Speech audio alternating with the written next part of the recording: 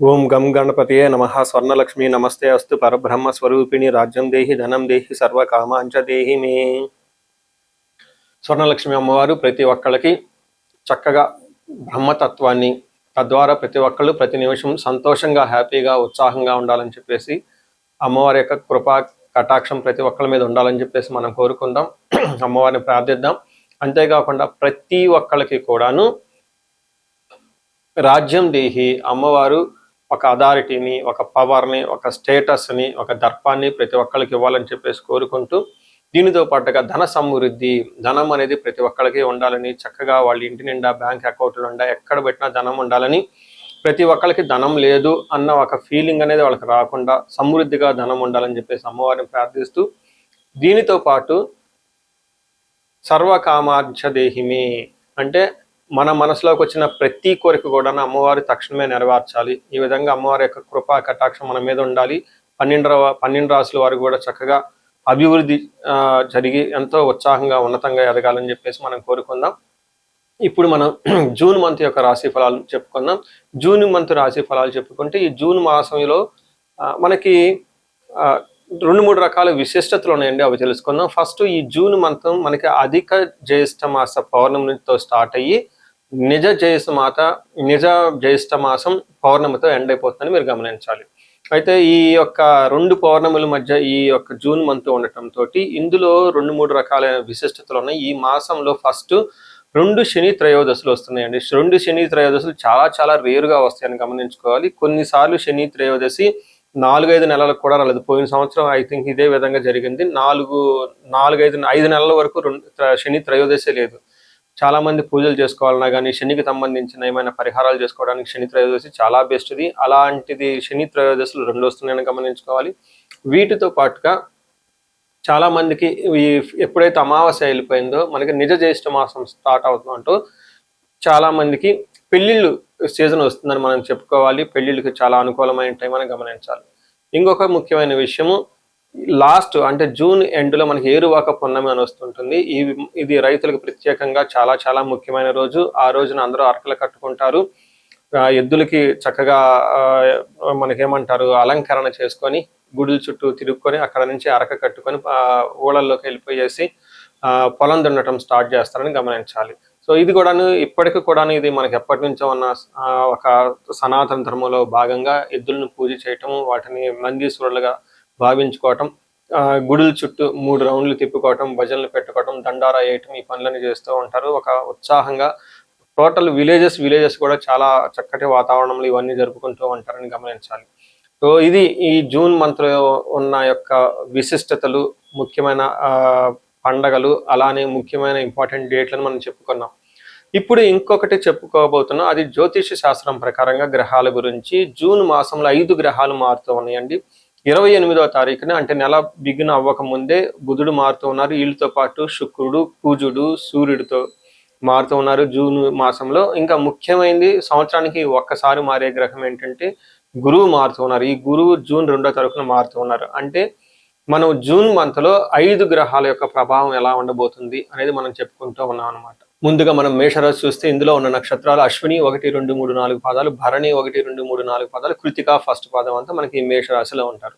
పేరు బలం కనుక చూస్తే వీళ్ళకి చూ, చే, చో, లాలి, లీలో, లో అన్న అక్షరాలు, ఆ అన్న లెటర్ కూడాను ఈ పేరు బలం ప్రకారం ఎవరైనా ఉంటే వాళ్ళకి మేషరాశి అవుతుందని గమనించాలి. ముందుగా చెప్పుకునే విధంగా 5 గ్రహాలు మారటంతో ఈ 5 గ్రహాలకి ఎలా ఉందో మనం గమనిస్తే వీళ్ళకి లఘు గోచారము, సూక్ష్మ గోచారం అన్న కాన్సెప్ట్ ప్రకారం లక్ష్మి అంటే ధన ప్రవాహం వస్తుంది. శత్రు ప్రేడాం శ్రియం సుఖ సౌకృతాభివృద్ధి అని చెప్తారు సంస్కృతంలో. ఈ 4 సాంస్క్రిట్ వర్డ్స్ అంటే సంస్కృత పదాలు మనం అర్థం తెలుసుకుంటే సూక్ష్మంగా హోల్ మంత్ ఎలా ఉందో మనం తెలుసుకోవచ్చు. ఇందులో భాగంగా సూర్యుడు 3వ స్థానంలో ఉంటే లక్ష్మీ ప్రవాహం వస్తుంది. అలానే ఫస్ట్ హౌస్లో కుజుడు ఉండటం వల్ల శత్రుపీడలు ఎక్కువగా ఉంటుంది. అంటే బుధుడు మీకు లక్ష్మిని ప్రవాహాన్ని తీసుకొని వస్తూ ఉన్నాడు. శ్రీయం ఓకే ఐశ్వర్యవంతంగా ఉంటుంది. లాస్ట్లో శుక్రుడు మీకు 4th హౌస్లో ఉండటంతో ఫ్రెండ్స్తో కలిసి చక్కగా ఒక అభివృద్ధి పదంలో ముందుకెళ్ళిపోయే అవకాశం ఎక్కువ ఉంటుందని గమనించాలి. టోటల్గా మేషరాశి వాళ్ళకి ఈ మంత్ అంటే జూన్ మంత్ చాలా చక్కగా ఉంటుంది. ఒక మంచి అవకాశం అని చెప్పుకోవాలి. అంతేకాకుండా ఏలినాటి శని ప్రభావంతో ఎక్కువగా ఉండటంతో ఇప్పటి వరకు చాలా టఫ్ అయిన ప్రాబ్లమ్స్లో మీరు అందరూ ఉన్నారు కాబట్టి ఈ ప్రాబ్లమ్స్ తొందరగా వన్ బై వన్ బయటపడే అవకాశం ఎక్కువగా ఉంటుంది. జూన్ మంత్ అనేది ఒక గేమ్ చేంజర్ లాగా మీరు అనుకోవచ్చు. అందులో ఆశ్చర్యం అయితే ఏమీ లేదు. సూర్యుడు 3వ స్థానంలో ఉంటే ఏమవుతుంది? సూర్యుడు 3వ స్థానంలో ఉంటే చాలా మందికి జాబులు వచ్చే అవకాశం ఉంటుంది, ప్రమోషన్స్ వచ్చే అవకాశం ఎక్కువగా ఉంటుంది, ఆరోగ్యం చాలా చక్కగా ఉంటుంది. ఇప్పటిదాకా ఎవరైతే అనారోగ్యంతో బాధపడుతూ ఉన్నారో అనారోగ్యం నుంచి చక్కగా ఆరోగ్యంగా ఉంటారని గమనించుకోవాలి. పై అఫీషియల్స్ నుంచి మంచి సపోర్ట్ వస్తుంది. వీటితో పాటుగా గవర్నమెంట్ అఫీషియల్స్ నుంచి కూడా మంచి సపోర్ట్ వస్తుందని గమనించాలి.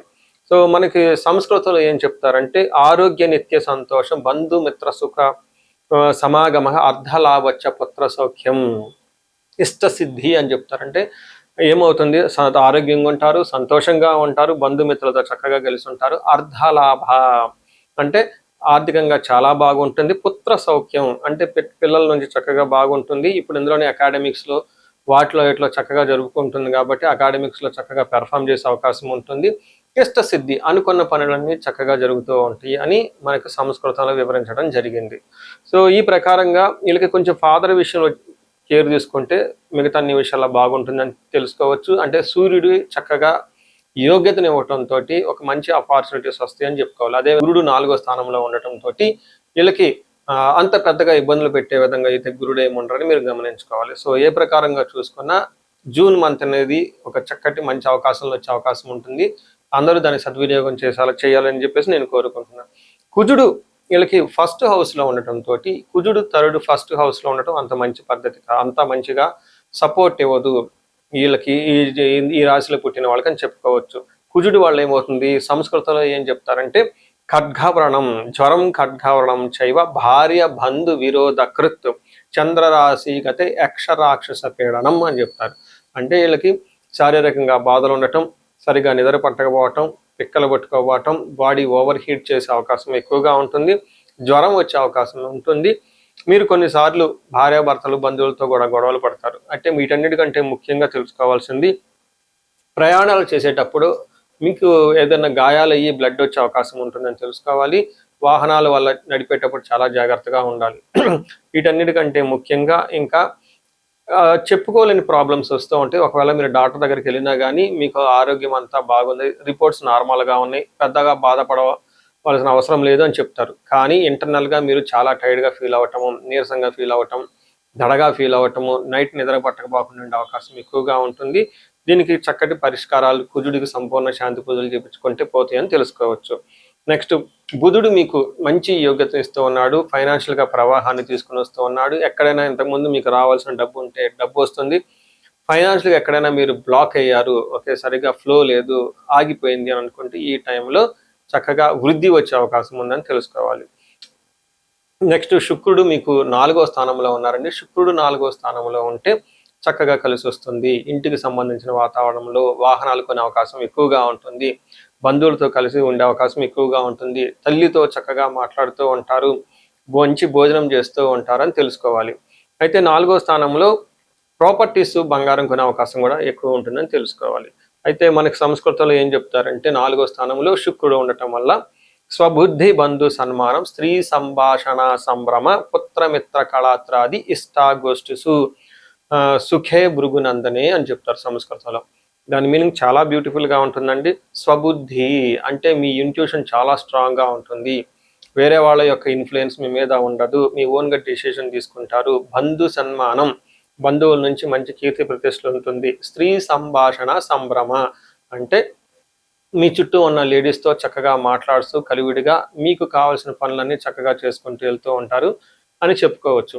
అదేవిధంగా స్త్రీలైతే చక్కగా మీ ఇంట్లో కానివ్వండి, బయట వాళ్ళ దగ్గర నుంచి ఉన్న జెంట్స్ నుంచి మీకు మంచి సపోర్ట్ వస్తుంది, చక్కగా అన్ని పనులు ఒక బ్యాలెన్స్డ్గా చేసుకుని వెళ్తారని చెప్పుకోవచ్చు. వీటితో పాటు పుత్రుల నుంచి బాగుంటుంది, మిత్రుల నుంచి సపోర్ట్ వస్తుంది. కళాత్ర అంటే స్పౌస్ అంటారు, వాళ్ళతో విద్యా గోష్ఠిస్ ఉన్నతమైన మంచి ఒక గొప్ప విషయాలను చర్చించుకుంటూ చక్కగా ముందుకెళ్ళిపోతారు. అఫీషియల్గా బాగుంటుంది, ఓవరాల్గా ధనం సంపాదించుకుంటారని తెలుసుకోవాలి. సో ఈ సంవత్సరం ఈ మంత్లో కానీ మీరు చూసుకుంటే ఎక్కువగా మీరు ఏమైనా పరిహారాలు చేసుకోవాలనుకుంటే కుజుడికి సంబంధించి పరిహారాలు చేసుకుంటే చాలా బాగుంటుంది. అంటే కందులను దానం చేయటం, సుబ్రహ్మణ్యేశ్వర స్వామికి సంబంధించిన దేవాలయాలు విజిట్ చేసుకోవటం, మెయిన్ క్షేత్ర పాలకులు అంటారు. అంటే మీకు సంబంధించి దగ్గరలో ఉన్న గ్రామ దేవతలు అని ఉంటారు. ఈ గ్రామ దేవతలను దర్శించుకోవటం వల్ల కూడాను చాలా చక్కగా రిజల్ట్ వస్తుంది. మనకి అంకాలమ్మ, నూకాలమ్మ, తర్వాత పోచమ్మ తల్లి, పెద్దమ్మ తల్లి, ఇలా అమ్మవార్లు మీకు ఇంటికి దగ్గరలో ఉన్న ఎక్కడైనా గ్రామ దేవతలను ఉంటారు. చక్కగా వాళ్ళకి భక్తిగా ఒక చీర కానీ ఏదైనా సార కానీ పెట్టేసి గాజులు అవి దండం పెట్టుకుంటే మంచి వరాలు ఇస్తూ ఉంటారు. చాలా చక్కగా స్ట్రాంగ్గా మనకి కుజుడికి అనుకూలంగా ఉంటుంది. వీటితో పాటుగా ఎవరైనా నాగుల కట్ట అంటారు, లేదంటే అశ్వత్ కట్ట అంటారు. ఈ నాగుల కట్ట దగ్గర చక్కగా కొద్దిసేపు కూర్చొని మెడిటేషన్ చేసి ఆ నాగులకి చక్కగా మన పసుపు కుంకుమ అద్ది ఒక చిన్న దీపారాజన చేసి దండం పెట్టుకున్నా కానీ మంచి రిజల్ట్ వస్తుందని తెలుసుకోవచ్చు.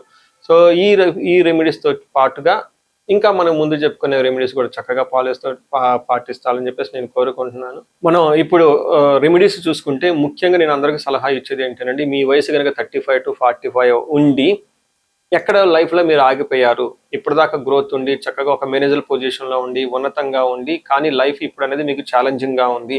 దీన్ని మనం జనరల్గా మిడ్ లైఫ్ క్రైసిస్ అని చెప్తూ ఉంటారు చాలామంది. బట్ జ్యోతిష శాస్త్రంలో మిడ్ లైఫ్ క్రైసిస్ ఎందుకు వస్తుంది అనేది చాలా చక్కగా వివరించడం జరిగింది. ఆ టైంలో మీకు శాపాలు అనేవి యాక్టివేట్ అవుతూ ఉంటుంది. ఆ టైంలో మీకు గ్రహ దోషాలు అని ఉంటాయి. ఈ గ్రహ దోషాలు కూడా మీకు యాక్టివేట్ అవుతూ ఉంటాయి. ఇది ఒక్కసారి మీరు ఇన్ కేసు మీ ఏజ్ కనుక అలా ఉండి అప్పటిదాకా బాగుండి మధ్యలో మేము లైఫ్లో స్ట్రక్ అయిపోయాము, గ్రోత్ లేదు, డైరెక్షన్ లేదు, సరిగా ఇంప్రూవ్మెంట్ లేదు, రిలేషన్షిప్స్లో ప్రాబ్లమ్స్ వస్తూ ఉన్నాయి, ఎలా వెళ్ళాలో కన్ఫ్యూజన్లో ఉన్నారు అనుకున్నప్పుడు ఖచ్చితంగా ఒకసారి జ్యోతిష శాస్త్రంలో మీ ఇండివిడ్యువల్ హారోస్కోప్ చూపించుకోండి.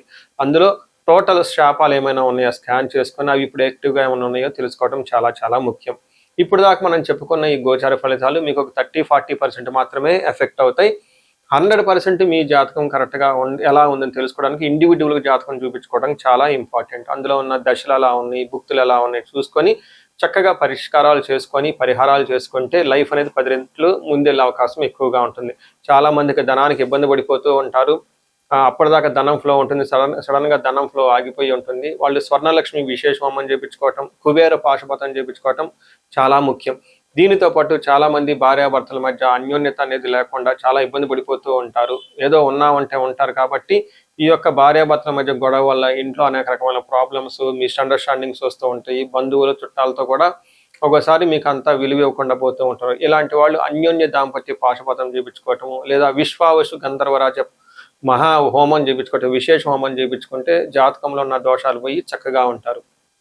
ఇవి కాకుండా ప్రతి ఒక్కరికి ఈ మధ్య అమెరికాలో ఉంటూ ఉంటారు, లేదంటే ఎన్ఆర్ఐలు చాలా మంది ఉంటారు. చాలా డైలమా ఉంటుంది, ఏ కెరీర్ వెళ్తే బాగుంటుంది, ఇండియాలో ఉంటే బెటర్గా ఉంటుందా, లేదంటే ఇండియా నుంచి ఫారిన్ వెళ్తే బాగుంటుందా, ఫారిన్ సెటిల్మెంట్ యోగం ఉంది, అసలు ఫారిన్లో ఎంతకాలం ఉంటాం, ఇలాంటి విషయాలు చాలామంది ఈ వీసాల గురించి, గ్రీన్ కార్డుల గురించి, లేదంటే ఎంఎస్ చేయాలనుకున్న వాళ్ళకి చాలా కన్ఫ్యూజన్లో ఉంటారు.